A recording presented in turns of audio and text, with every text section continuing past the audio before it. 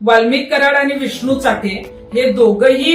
दिंडोरीच्या स्वामी समर्थ केंद्रात जो आश्रम अण्णा मोरेंचा आहे, अण्णा मोरेंच्या आश्रमात ते मुक्कामाला होते आणि सीआयडीचं पथक जेव्हा 27 डिसेंबरला आलं तेव्हा तिथले सीसीटीव्ही आणि डीव्हीआर त्यांनी जप्त केलेत. केंद्राचं असं म्हणणं आहे की तो फक्त तिथे सप्ताहाच्या दिवशी दर्शनाला आला होता, परंतु मला हेही सांगायचंय की सीआयडीचं पथक जेव्हा आलं तेव्हा अण्णा मोरे आणि त्यांच्या मुलांनी स्वामी समर्थ सेवा केंद्र क्रमांक 1 चे सीसीटीव्ही त्यांना दाखवले, परंतु तिथूनच 200 मीटर अंतरावर जिथे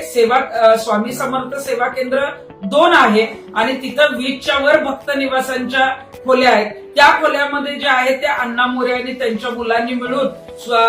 जे आहे ते वाल्मिक कराड आणि विष्णू चाटे या दोघांनाही लपवलं होतं. ते दोघंही तिथं वास्तव्याला होते. त्यामुळे माझी पोलीस प्रशासन, सीआयडी आणि एसआयटी या सगळ्यांनाच विनंती आहे की स्वामी समर्थ केंद्र 2 मधले जे काही सीसीटीव्ही आणि डीव्हीआर आहेत ते ताबडतोब जे आहेत ते आपण ताब्यात घ्यावे, तरच तो वास्तव्याला होता की नाही हे आपल्याला समजेल. कारण याच्यामध्ये अण्णा मोरे आणि त्यांची जी काही 3 मुलं आहेत ते हे पुरावे नष्ट करू शकतात आणि या संदर्भामध्ये आज पोलीस महासंचालक यांना सुद्धा मी तक्रार करणार आहे. त्यामुळे ताबडतोब वाल्मिक कराड आणि विष्णू चाटे यांचा जो काही तपास चाललेला आहे त्याच्यामध्ये ते 2 दिवस या आश्रमात जे मुक्कामाला होते ते जर खऱ्या अर्थानं तुम्हाला शोधायचं असेल तर स्वामी समर्थ सेवा केंद्र 2 इथली जे आहे ते सीसीटीव्ही आणि डीव्हीआर जे आहेत ते जप्त करण्यात यावे आणि अण्णा मोरे आणि त्यांची 3 मुले यांची कसून चौकशी करा आणि या चौकशीमध्ये जे काही आढळेल त्यानुसार त्यांना या गुन्ह्यामध्ये सहआरोपी केलं पाहिजे.